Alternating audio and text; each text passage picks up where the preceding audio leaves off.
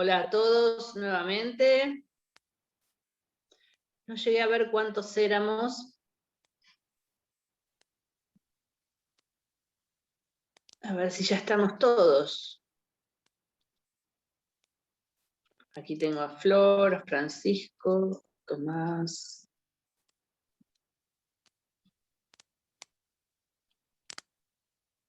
Bien, tenemos ese dibujo adelante, así que enseguida retomamos la explicación. Creo que no me quedó a nadie afuera, así que continúo. Bueno, estábamos entonces analizando en este gráfico las consecuencias de este aerénquima que, comunicando a la parte aérea con la parte enterrada en los sedimentos, permite el tránsito de oxígeno, la llegada de oxígeno hacia las raíces. En las raíces, el oxígeno es suficiente para la respiración celular, que permite la supervivencia de estos tejidos, pero además el oxígeno se escapa y difunde hacia la rizósfera. Es decir que estas plantas no solamente garantizan la llegada del oxígeno a sus propios tejidos, sino que con este pequeño escape de oxígeno hacia el entorno inmediato de la raíz, generan una pequeña rizósfera oxigenada, que permite la vida de microorganismos aeróbicos. Es natural que encontremos condiciones de anaerobiosis y microorganismos anaeróbicos lejos de las raíces, porque allí sí reina la anoxia total.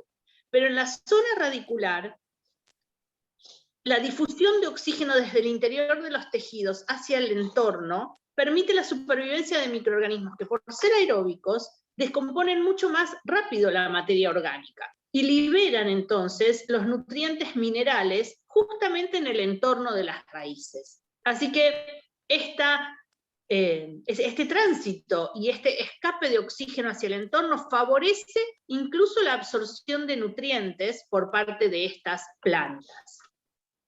Esto funciona entonces como un golazo de adaptación para poder aprovechar este entorno que garantiza buena dotación de agua, buena dotación de luz y acceso a los nutrientes. Por eso vamos a ver que estas plantas palustres, las macrófitas emergentes, son del grupo de productores más productivos justamente de toda la biosfera. Sin embargo, nosotros, desde el punto de vista antrópico, también encontramos algunas consecuencias no del todo positivas de este aerénquima que comunica la parte aérea de la planta con la parte subterránea. Porque bien decimos entonces que estos fondos, debido al anegamiento permanente y a la alta descomposición de materia orgánica, son típicamente anóxicos. Y en anoxia sabemos que no toda la materia orgánica se descompone a dióxido de carbono y agua, sino que aparecen muchos compuestos que quedan reducidos y que cuando escapan a la atmósfera tienen efecto de gases de tipo invernadero. Con lo cual, todas estas zonas humedales que rodean a los cuerpos de agua son emisores de gases como el metano, que verdaderamente pueden ser problemáticos a la hora de los balances de gases de efecto invernadero. El metano, que se sintetiza como subproducto entonces de la descomposición parcial de la materia orgánica en condiciones de anoxia, puede difundir desde los sedimentos a través de la columna de agua y en superficie escaparse, liberarse hacia la atmósfera. Por eso decimos que los humedales ocupados por estas plantas son emisores netos de gases de efecto invernadero. Pero además, no solamente esta difusión lenta a través del agua ocurre, sino que los canales que en el aerénquima pueden traer hacia abajo oxígeno, pueden llevar hacia arriba metano. De tal manera que estas plantas son prácticamente como chimeneas de metano que facilitan su escape hacia la atmósfera. El metano, que podría quedar entrampado como burbujas en los sedimentos, encuentra vías de salida rápida hacia la atmósfera en los tubos de arénquima de las plantas emergentes. Por supuesto, ese metano es producto de una fijación de carbono, así que habría que ver en el cálculo del balance todo el metano que se produce es carbono que se ha fijado, de tal manera que no tendríamos por qué cargarle a estos sitios con ser emisores de carbono. El tema es que no hay emisión de carbono, de dióxido de carbono, que es lo que se fija, sino emisión de metano, que tiene una capacidad de retención de la energía térmica en la atmósfera muy superior a la del dióxido. Entonces el balance en términos de invernadero es verdaderamente problemático en todas estas regiones. Bien, aparte de estas consideraciones ambientales, entonces volvamos a las adaptaciones de las plantas. Señalábamos el aporte de materia orgánica muy alto, porque son plantas altamente productivas, la absorción de nutrientes, la captación de luz. Vamos a ver algunos ejemplos. Aquí tenemos las plantas más características de toda la flora que rodea a las lagunas pampeanas, que son los juncos. Juncos que son de la familia de las ciperáceas, muy presentes y muy frondosos y conspicuos en todos los suelos que rodean justamente a estos lagos someros. Otro ejemplo importante, y además con valor decorativo, con valor ornamental, lo vemos aquí en estos penachos de papiros, planta emergente típica de ambientes fluviales, aquí es importada, se utiliza, ya decíamos, en decoración, pero si no es una planta nativa de África. Volviendo al ambiente local, tenemos estas totoras, en este caso la vemos en una fotografía con su hermosa espiga. Y aquí tenemos una planta de las palustres, de las macrófitas emergentes, muy, muy importante para la humanidad porque es base de nuestra alimentación. ¿Conocen esta planta? ¿No es el arroz? ¿La planta de arroz? Sí. Esta es la planta de arroz, muy bien. Una planta que incluso se cultiva bajo inundación, porque es una planta que crece en esas condiciones mucho mejor que las que son sus malezas. Así que no habría que combatir las malezas si se cultiva el arroz bajo el agua, por lo menos en la etapa de crecimiento vegetativo de la planta. Y aquí la vemos entonces con sus hojas verdes fotosintetizadoras y sus panojas cargadas de grano. Entonces ya están bastante avanzadas. No están listas para su cosecha, pero están bastante avanzadas. No todas las plantas son de la familia de las ciperáceas o de las poáceas, de las gramíneas, también hay algunas dicotiledóneas que suman diversidad al grupo de las macrófitas emergentes. En este caso una alternantera, con también su umbela de flores, una planta mucho más pequeña que las enormes totoras o papiros que veíamos antes, pero también del grupo de las macrófitas emergentes. Y muchas de ellas también tienen uso ornamental. Se usan en estanques decorativos, se usan en jardines, o incluso se cultivan como flores de corte, porque sus flores son verdaderamente muy bellas, como la flor de lis, los lirios acuáticos. Esta foto está sacada en el Botánico de la facultad. Y también las calas, todas ellas entonces plantas acuáticas de este grupo de las macrófitas emergentes. Ahora vamos a ir entonces al nuevo grupo, el de las macrófitas sumergidas. las vemos aquí en una foto, en agua clara, por eso vemos este desarrollo de plantas adentro del agua. Y aquí un dibujo para repasar su estructura morfológica. Vemos entonces aquí una base de la cual sale unas raíces en cabellera. Las hojas acintadas. Aquí tenemos un estolón que permite el brote de más raíces o de otra planta hija. Y estas espirales que portan las flores hacia la superficie. Porque esta Vallisneria que tenemos aquí es una planta sumergida. Veamos entonces el mismo análisis que habíamos hecho para la totora en el grupo anterior. ¿Dónde realiza esta planta la absorción de nutrientes?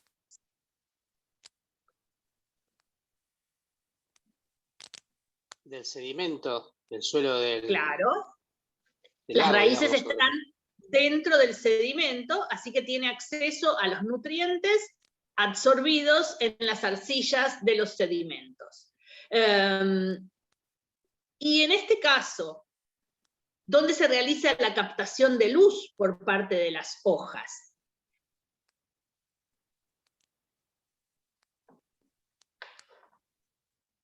En la columna de agua. En la columna de agua, perfecto. Así que recordemos la comparación que hacíamos al principio. Tengo 1800 microdecennios de energía en la atmósfera, y adentro de la masa de agua ya la intensidad de la luz es considerablemente menor. Con lo cual todas estas plantas que son sumergidas van a estar adaptadas a la fotosíntesis en baja intensidad de luz. Más aún, la luz normalmente es el factor limitante para el crecimiento de estas plantas, que pueden crecer en las orillas y siempre y cuando el agua sea relativamente transparente, de tal manera de que la luz penetre hasta el fondo, donde se despiertan las yemas que dan lugar a las hojas. Esto no puede ocurrir en oscuridad, sino que necesita estar iluminada toda la columna de agua para el desarrollo de las hojas. De tal manera que si llegamos al punto de compensación lumínica, estas plantas ya no pueden avanzar en su colonización del espacio. Las macrófitas sumergidas van a estar circunscriptas al anillo litoral que queda hasta la profundidad que marca el punto de compensación lumínica. Pero ojo, porque no es un punto de compensación lumínica de un 1% de la intensidad, como mencionábamos para el fitoplancton, sino que es incluso más alto ese punto de compensación lumínica. Estamos hablando de un 2 o 5% de la radiación solar incidente como limitante para el crecimiento de estas plantas. Por eso las vamos a encontrar entonces asociadas a aguas relativamente claras, transparentes, en donde la luz pueda llegar bien hasta el fondo. En esa circunstancia entonces se produce el crecimiento de las plantas sumergidas. ¿Y dónde se realiza el intercambio de gases? La absorción de dióxido y la liberación de oxígeno de las plantas sumergidas. Creo que también en la columna. El tema es que no sé de dónde toman el oxígeno.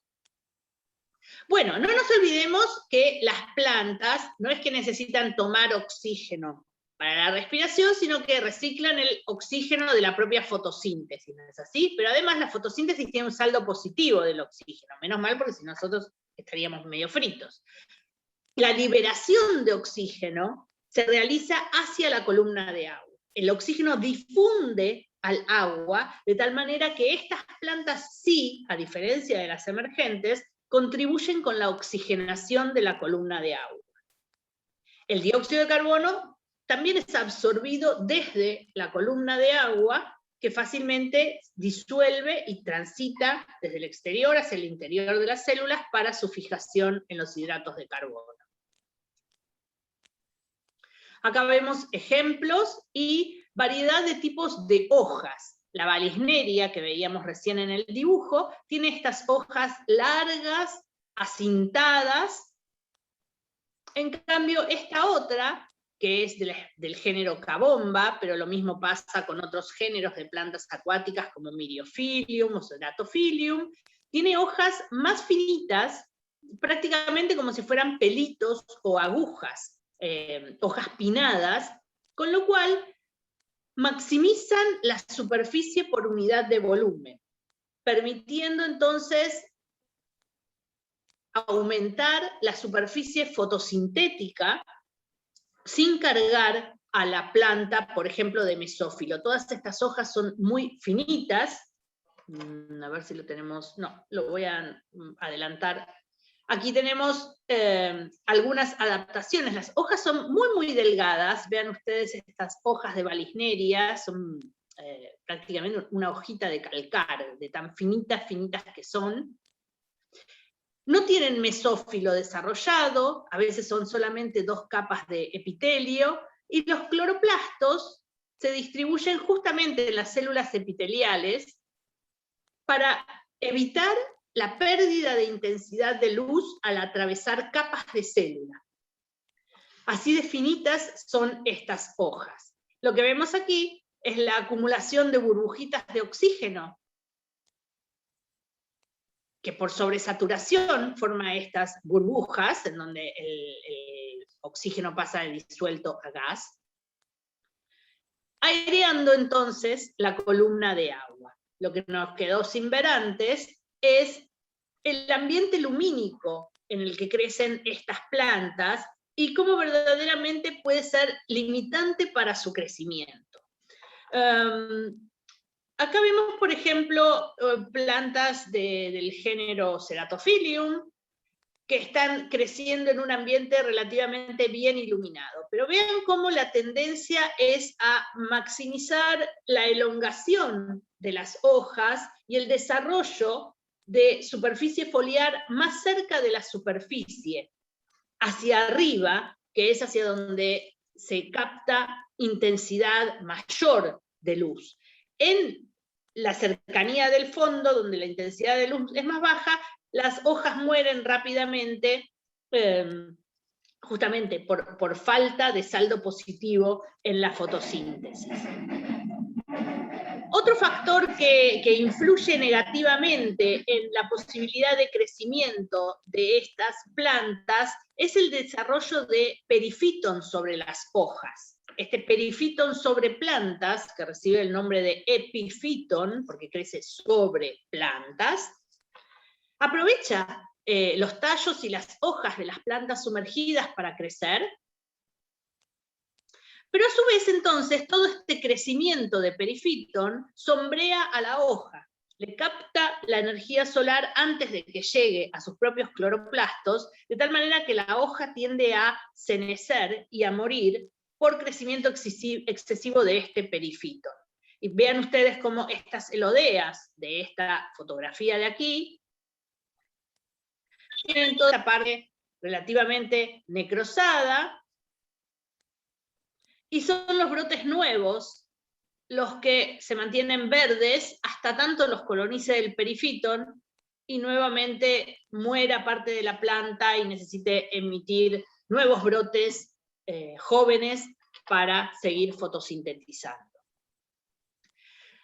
Pero en condiciones en las cuales el agua es transparente de tal manera que hay luz, y en los sedimentos se pueden absorber nutrientes, estas plantas pueden tener un buen desarrollo de biomasa, pueden crecer tanto que incluso el dióxido de carbono puede pasar a ser el factor limitante para el crecimiento, una circunstancia verdaderamente excepcional. Estas imágenes ya las habíamos comentado recién, los cloroplastos en superficie, la liberación de burbujitas de oxígeno.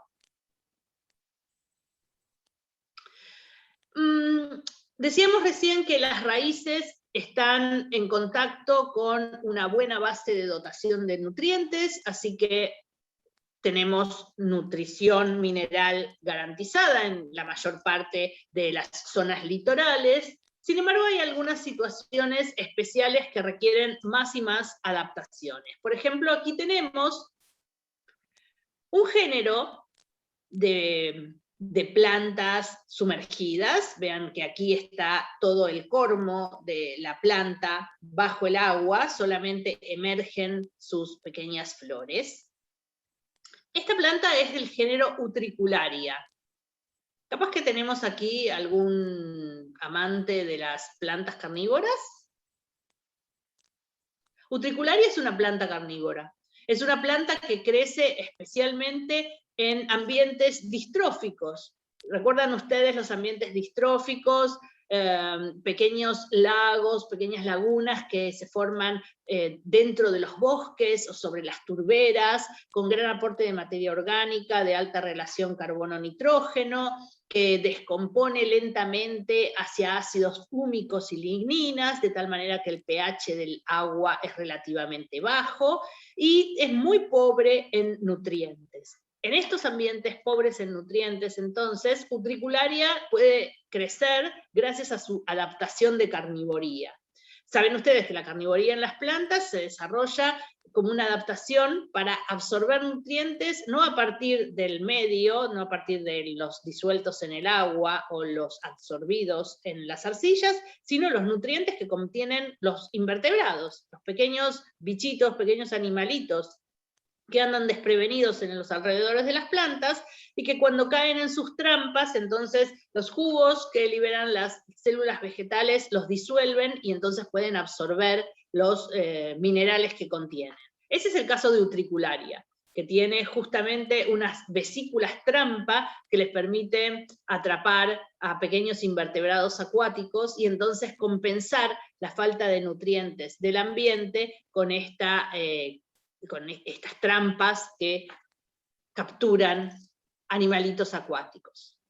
La que tenemos en la fotografía superior, esta de aquí, es una macroalga de la familia de las caráceas, que también tiene una relación particular, absorbe por supuesto nitrógeno, fósforo, magnesio, como todas los vegetales, pero también tiene una necesidad especial de calcio. Incorpora calcio a su pared celular, de tal manera que este calcio le da una rigidez especial a su estructura, y permite entonces mantener un alga erguida, un alga enhiesta, que coloniza verticalmente el espacio dentro de las aguas cargadas en carbonatos.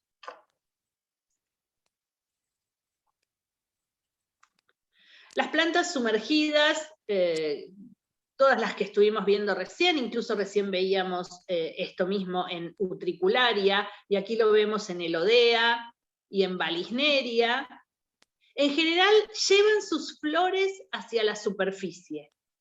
Vean ustedes qué bonitas que son estas flores de Elodea, que llegan hasta la superficie. Valisneria también está elongando estos pedúnculos florales. Aquí tenemos una florcita casi abierta, porque las flores se manifiestan en la superficie del agua, en donde pueden recibir una polinización adecuada, ya sea por parte de insectos, por parte del viento, o por parte del empuje del agua, que acerca las flores masculinas a las femeninas, y se realiza entonces la fertilización. Las plantas acuáticas sumergidas, veíamos que en los ambientes acuáticos van a ser un aporte importante en lo que hace a la producción de materia orgánica, en lo que hace a la creación de complejidad espacial y refugio para peces y para invertebrados, también la oxigenación de la columna de agua. Pero si bien todas esas acciones son absolutamente positivas para la diversidad y la producción del sistema, desde el punto de vista antrópico también podemos tener algunas consecuencias negativas. Antes voy a mencionar una positiva, que es su uso en acuarios. Todos los que hemos tenido peceras, seguro que hemos tenido plantas también para que el agua esté más clara, para que los peces se escondan como parte de la decoración de la misma pecera.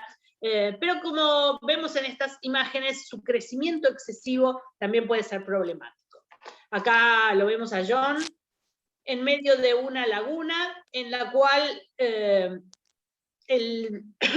Potamogeton, la planta sumergida que seguramente pueden ver bajo la superficie del agua, porque el agua de esta laguna era muy clara, cosa que permitía perfectamente el desarrollo de plantas sumergidas, pero Potamogeton invadió la totalidad del cuerpo de agua. Era prácticamente una sopa de Potamogeton esta laguna. Con lo cual esto a veces dificulta la vida de algunos peces o de algunas aves acuáticas que necesitan más espacio para la natación y encontrar su propio alimento.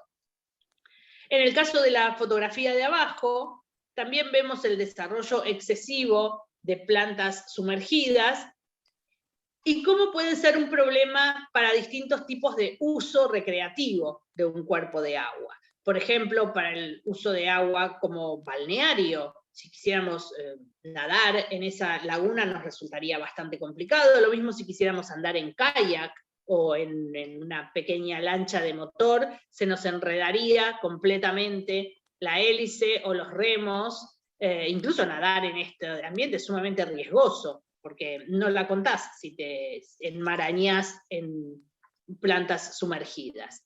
Así que el control del excesivo crecimiento de las plantas sumergidas suele ser parte del manejo de los lagos urbanos o los lagos de barrios privados o los lagos de municipios que se usan con uso recreativo.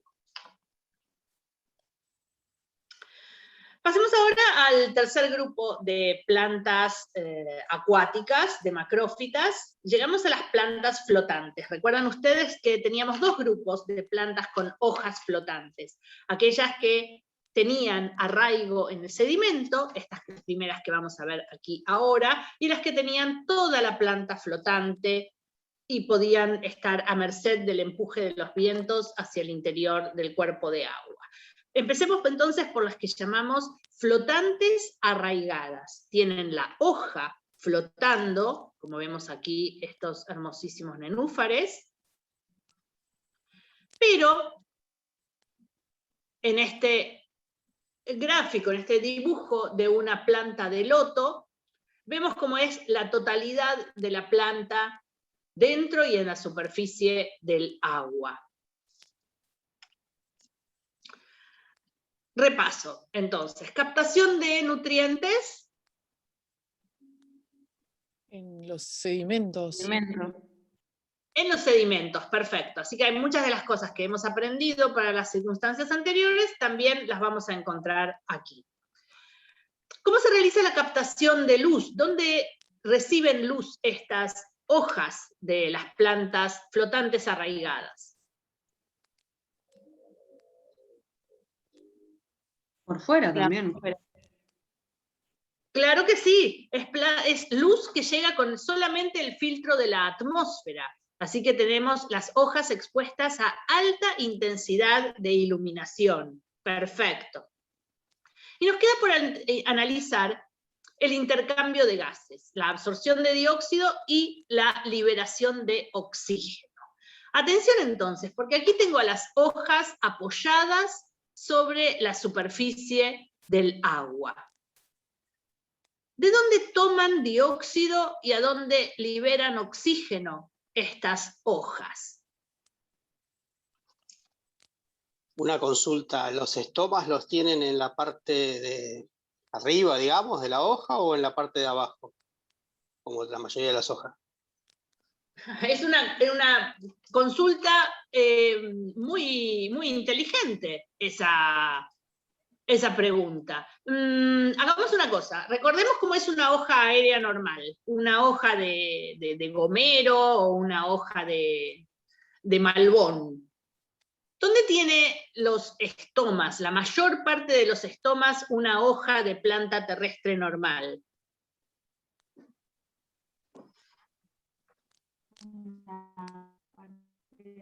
¿Quién se acuerda? ¿Quién se acuerda? Y en general en lo que sería, por decirlo de alguna manera, el anverso, no sé cómo se llama, pero O sea, no es la parte que le da el sol, sino la parte de abajo. No me acuerdo el nombre técnico. Ajá, eso está muy bien. Hay que acordarse del nombre técnico también, porque seguro que lo estudiaron cuando estudiaron botánico. En la cara abaxial, el lado de abajo. ¿Sí? Está perfecto el análisis. ¿A qué responde el hecho de que los estomas estén mayormente en la cara de abajo de la hoja?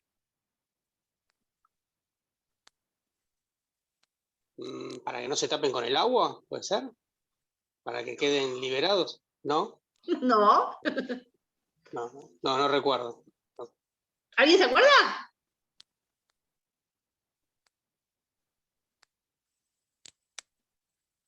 ¿Puede ser por el calor que puede recibir la hoja y que eso afecta a los estomas? Sí, perfecto. ¿Cuál es la parte que se ve afectada? ¿En qué sentido afecta a los estomas?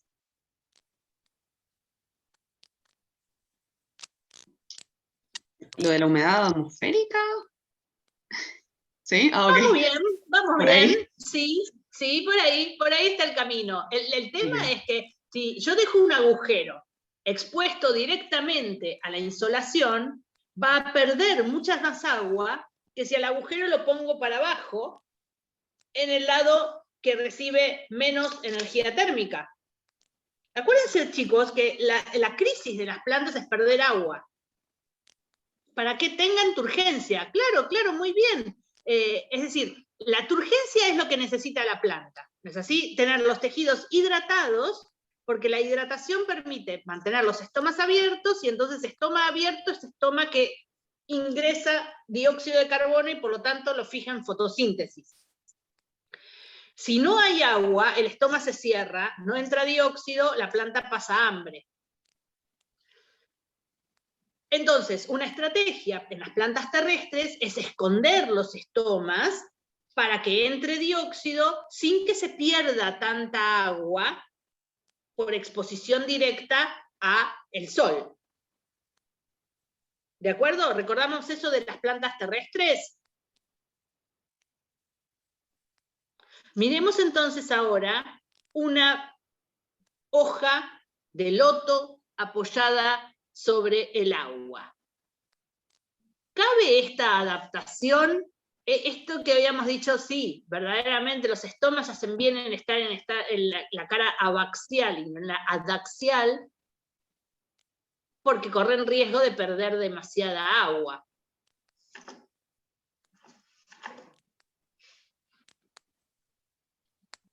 Y acá se supone que el agua no es limitante, que tienen agua... Acá el agua no es limitante. Entonces, si lo digo metafóricamente, si mudamos los estomas a la cara de arriba, tenemos un flujo de gases mucho más rápido, mucho más fluido, sin impedimentos en la parte aérea que si la estuviéramos gestionando en la parte acuática. Así que, contestando a la pregunta original de Carlos, los estomas de las hojas flotantes están mayormente en la cara de arriba, la adaxial, y no en la cara de abajo, la abaxial. Así que vuelvo a hacer mi pregunta. ¿De dónde toma dióxido y a dónde larga oxígeno la hoja de las plantas flotantes? A la atmósfera. A la atmósfera. Así que estas plantas no contribuyen a la oxigenación de la columna de agua. Más aún, si las plantas crecen en demasía y tapizan la superficie de un estanque, están impidiendo la difusión de oxígeno hacia el interior. Con lo cual puede ocurrir que bajo una cobertura importante de plantas flotantes, el oxígeno en la columna de agua tienda a agotarse. Bien, ¿cuántas cosas hemos dicho, no es cierto? Plantas flotantes pero arraigadas. La vemos aquí en una foto dentro de la masa de agua. Tengo la hoja apoyando delicadamente sobre la superficie del agua. Estas formas redondeadas de gran superficie tienden a ser ventajosas a la hora de aprovechar la tensión superficial para apoyarse. Aquí vemos pecíolos elongados entrenudos, en este caso estolones largos que permiten el brote de otras hojas. Y si ven ustedes estas raíces, capaz que pueden apreciar los pelitos radiculares bien extendidos en la columna de agua. Esta es una situación excepcional, porque la raíz típica de estas plantas es una raíz afincada en los sedimentos. Tiene anclaje y absorción de nutrientes. Así que, recordando una pregunta que habían hecho al principio de la clase, me parece que Lud la hizo, estas plantas van a estar distribuidas en una franja litoral que permita la conexión entre una hoja flotante y una raíz hundida en el sedimento. Esto ocurre, vean ustedes, con pecíolos elongados, pero hay una cierta resistencia, una cierta capacidad de los tejidos conductores del pecíolo, porque ese pecíolo está llevando hidratos de carbono desde la lámina foliar hacia el tallo y las raíces. Es decir, no es una soga, eso es tejido vivo que tiene conducción. No podemos estar hablando de un pecíolo de 10 metros de largo. Los pecíolos más largos que permiten entonces marcar hasta dónde avanzan en la colonización de la zona litoral las plantas de hojas flotantes, pero raíces arraigadas, está en un máximo de aproximadamente 3 metros de profundidad. Hasta ahí es hasta donde pueden avanzar estas plantas. Entonces, volviendo a esa pregunta bien planteada, fíjense que cuando hablábamos de sumergidas, decíamos van a avanzar hasta donde la luz les permita, de acuerdo al punto de compensación lumínica. Y estas otras van a poder avanzar de acuerdo a la resistencia de los pecíolos elongados entre la hoja y la raíz. A su vez, fíjense ustedes, esto va a tener como un factor limitante para el crecimiento el embate de las olas. La fuerza mecánica de las olas puede estar rompiendo estas plantas y por lo tanto aguas agitadas no van a ser favorables para el crecimiento de este tipo de plantas.